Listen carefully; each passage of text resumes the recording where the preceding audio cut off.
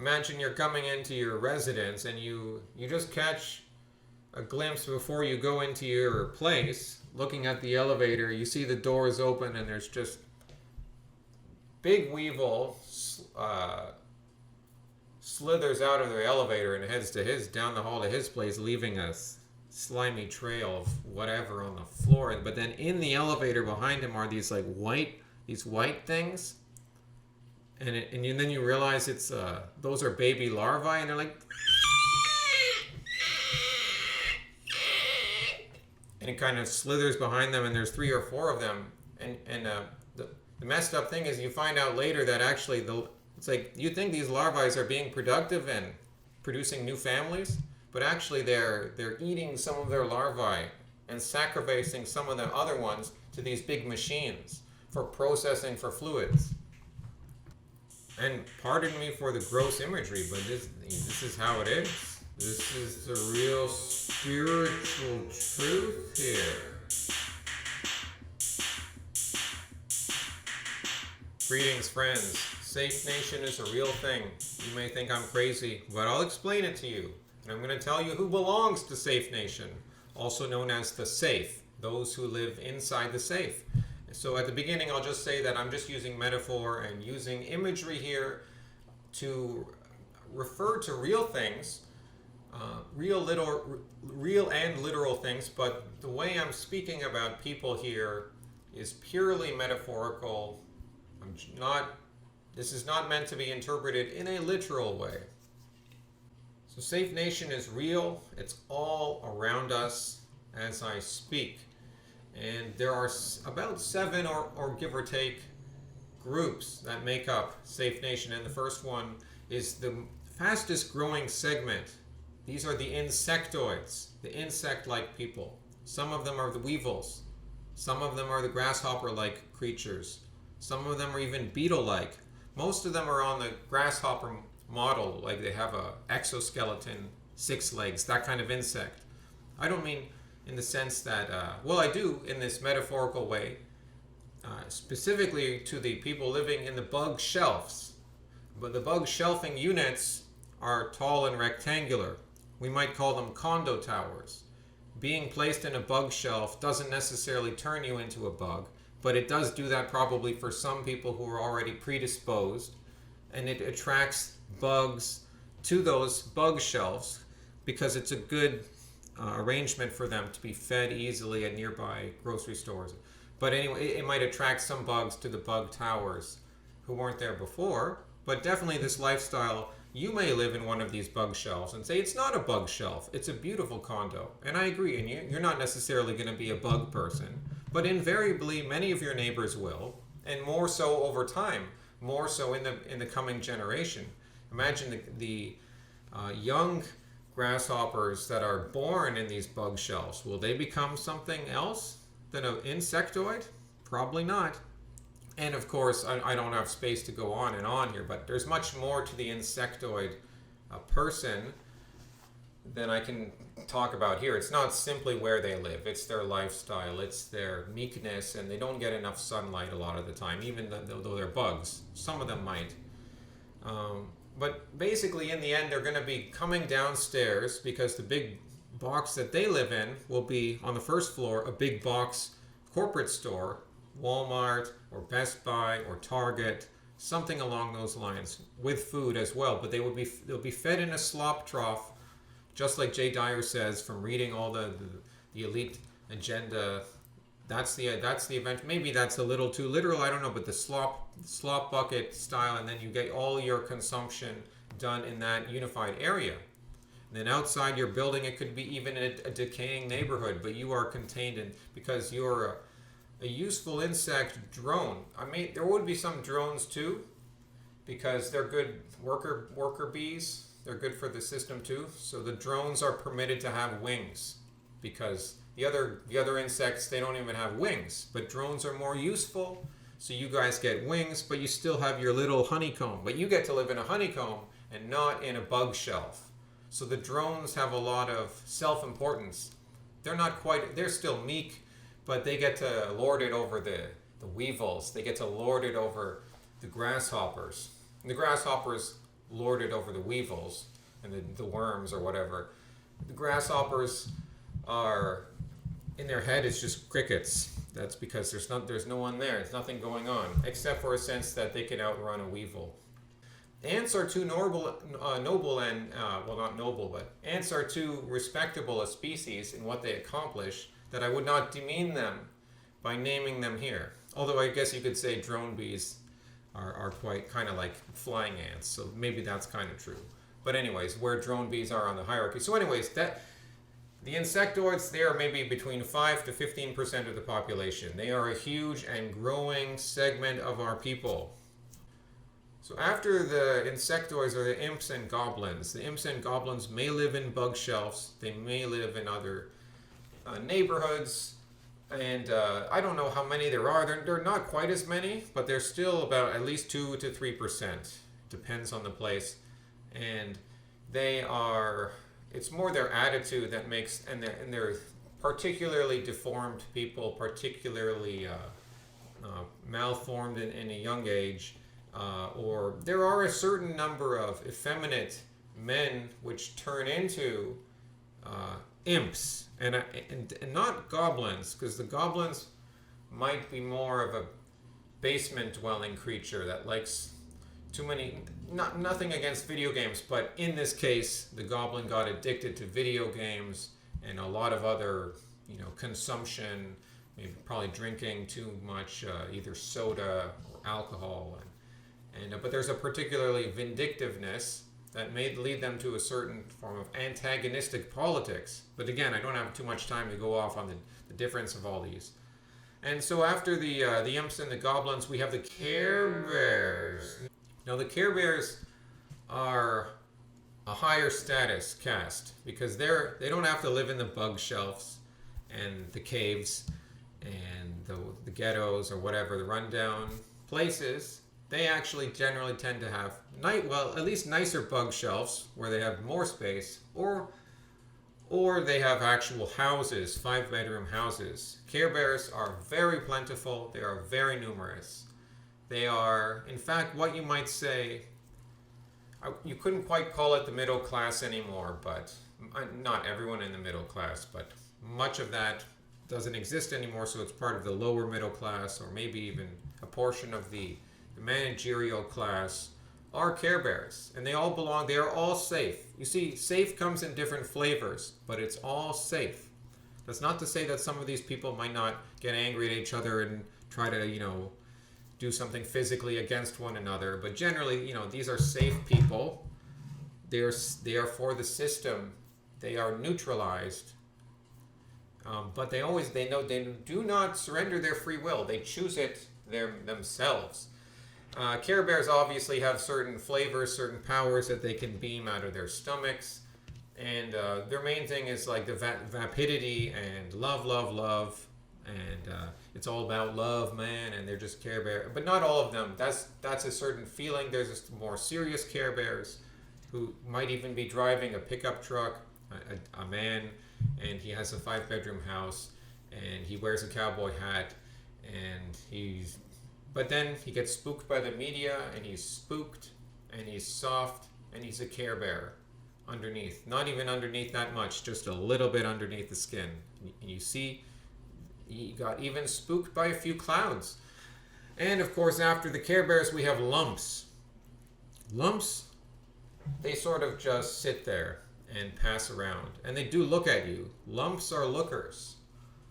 Lumps don't understand too much, though, and some lumps look and they do understand, but they will always be lumps. Lumps of flesh, and I don't even necessarily mean that they became that way from their own decision. Some of them, yes, but it's more the character that makes a lump. It's more the attitude to life that makes a lump. And after the lumps, we have fish. And all I'm going to say about fish is if a fish looks at someone outside Safe Nation and behaving not like Safe Nation would behave, the fish, it turns and it looks. Ooh.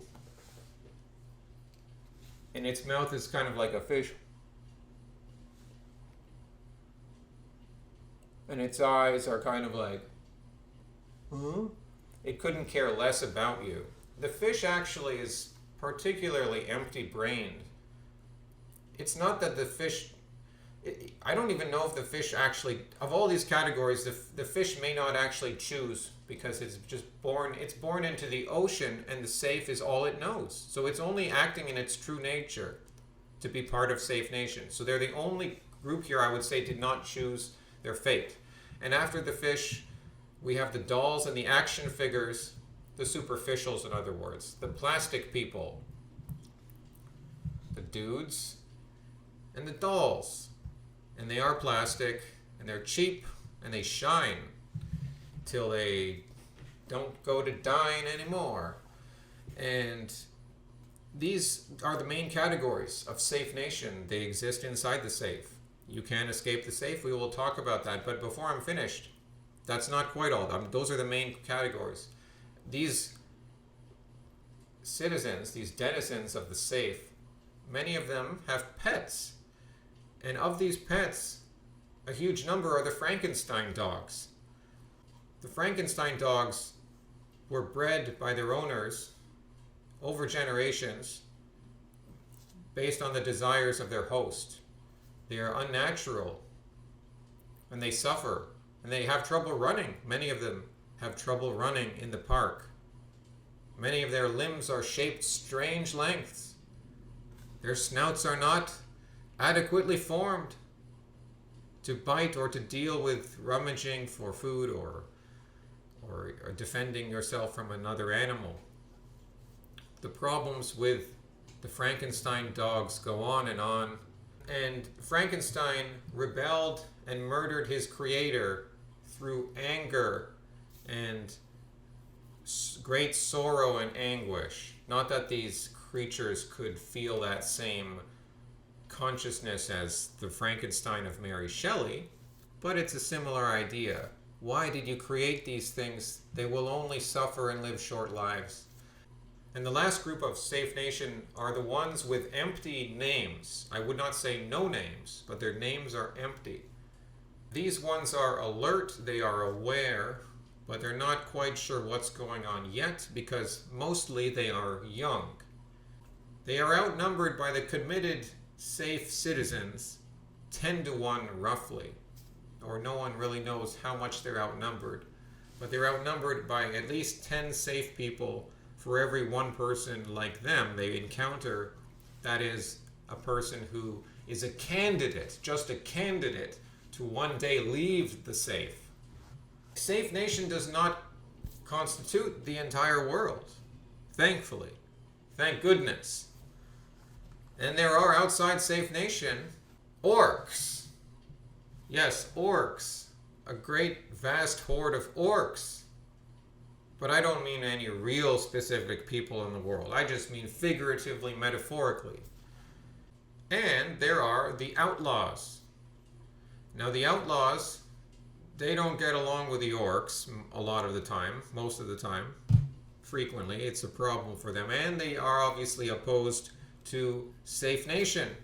Although sometimes they can pass through Safe Nation, sometimes they can even live on the margin of Safe Nation without being discovered and brought to trial right away. And the outlaws are the only ones that suffer the irony of their name being what they are not. Their name being given to them by Safe Nation and everyone else. Whereas in reality, they oppose the rebellion of Safe Nation and the higher nations, which we'll discuss. The orcs are not actually in control. The orcs are the power of destruction and chaos. But controlling the orcs are actually the reptiles and the vampires. It doesn't matter which one is entirely in control. They're both playing against each other, working with each other. They're controlling the world. They're reptiles. They're vampires. But I don't actually, just for the record here, I don't actually believe in reptilians. There's the spider. There's the tarantula spider. That energy. The snake. So you could go on. There's a few more animals, but they're not, they play different roles in fulfilling Satan's will. even though Satan is ultimately subject to a higher authority. But that's another story. So the outlaws and the orcs are outside Safe Nation, but Safe Nation is ruled over by the vampires and the reptiles, who rule. They don't quote the reptiles. Somewhat try to rule over the outlaws, of course. But it's more a case of they forced the outlaws into their current situation. To remain outlaws, they had to flee, or they had to change their behavior. So outlaws are perpetually persecuted. Orcs are used by the reptiles and the vampires with Safe Nation, sometimes to change things in Safe Nation, sometimes to attack outlaw settlements, sometimes in intrigue even against vampires and reptiles, but that's another story we'll get to. So in the end, there will be a great reckoning. The orcs will tear across the land, burning everything. I know I'm using some ideas from J.R.R. Tolkien here, but actually I'm just giving it my own take, because I don't actually use it the same way he does, but I'm just using it for this particular purpose here. So they'll pillage, they'll burn, a lot of people will die, there might be famines or floods, that kind of stuff. And in this, but it won't be a wholesale destruction, it'll be pretty bad, but it'll be forming a new kingdom on Earth. And some of the imps and the goblins will join them. But they're only 2 or 3% of the Safe Nation. But some of them will join them. But all of those weevils, all of those grasshoppers, they will be caught in the destruction. Many of them will. And the weevils will burst at their seams. Their fluids will spin us into their bug shelves and down through the door into the hallway and down the elevator shaft. Their fluids and the grasshoppers will boil inside their own exoskeletons. And in their head will be crickets as it happens. Because they don't even have the self-reflection left anymore. Because they don't even, all they knew is looking down on the weevils. And there was no one left inside them. More of the drones will work together and try to survive. Because they're a bit smarter, a bit more wealthier. But they will find that the queen doesn't see them as necessary anymore. And they will freeze. They will freeze to death. So the lower insectoid people will be burned and bubble. And I don't mean that in a literal way. Please don't take any of this too literally. I'm just speaking figuratively. One day, and the drones will be left out in the cold and they'll freeze in the coming winter. And I don't mean in a nuclear war. I don't think that's going to happen. And I don't mean this in a sadistic way, but I'm not trying to use some powerful imagery here. I don't mean that I want any of this to happen. This is all terrible. This is all horrible. But the Care Bears will survive longer because they have more wealth and they're more removed from the bug shelf, dense packed neighborhoods. They will persist to shine their beams at the sky in a desperate attempt to call their brethren for help, but they'll notice that there's no one left, there's no one there, and actually they will be blind. They will actually be suffocated by their own blindness, because their light is just illuminating rain clouds and they can't see anything. And then, for those that were not suffocated by their own light shine producing this atmosphere of suffocation, the ones that start to wake up, it will be too late, and they will be hounded by Sesame Street characters. Big Bird will peck their eyes out. Kermit the Frog will poison them. Snuffleupagus will crush you. Because Sesame Street is demonic. The dolls and action figures. You see, some of the dolls and action figures roll with Care Bears. And they even share some ties, some characteristics of Care Bears. So they'll survive some of the initial onslaught, but the temperature will rise, their skin will melt off and fuse together in a big, disgusting pool on the ground. Oh, obviously lumps will be flattened by enormous rolling pins. With the rolling pins will have faces on them. The smiling face on a rolling pin will roll over the lumps, and the lumps might not even have a chance to say much at all. By the way, it's not a rosy picture for the outlaws either. If you're trying to say, we're the outlaws, we're going to have it good in the end. No, I'm not trying to say that at all, because a lot of the outlaws probably won't even be alive in the future. But the lumps will be flattened. Oh yeah, the fish, those people, staring as they are, not with that depth of perception. Oh, glub, glub, glub, fish. Glub, glub. Oh, glub, glub, fish. They'll be hung out to dry. It's simple as that. Hung out to dry in the hot sun. And sadly, or necessarily, depending on how you view the situation, most of the Frankenstein dogs, well, all the dogs, because even the normal dogs probably won't survive, but particularly the Frankenstein dogs, they simply cannot survive without their hosts to care for them. And their hosts will, be gone or dead, and they just won't last in the wild because they can't compete with normal animals, and they weren't even that healthy to begin with.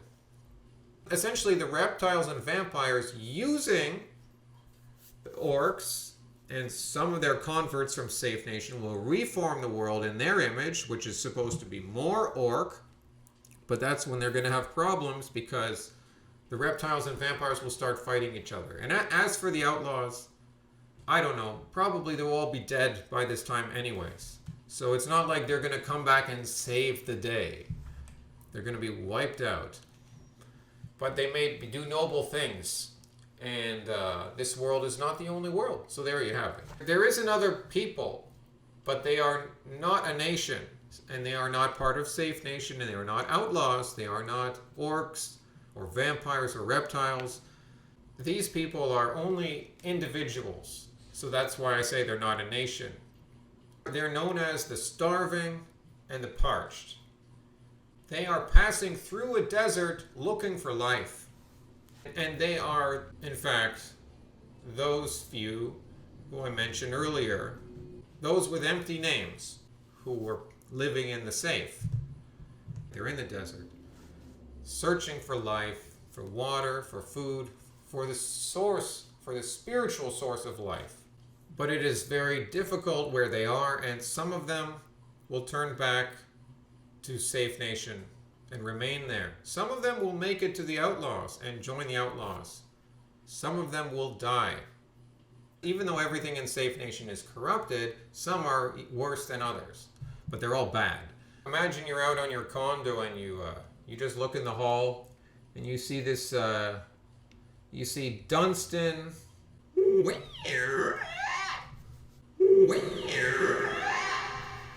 Hasta luego, amigos.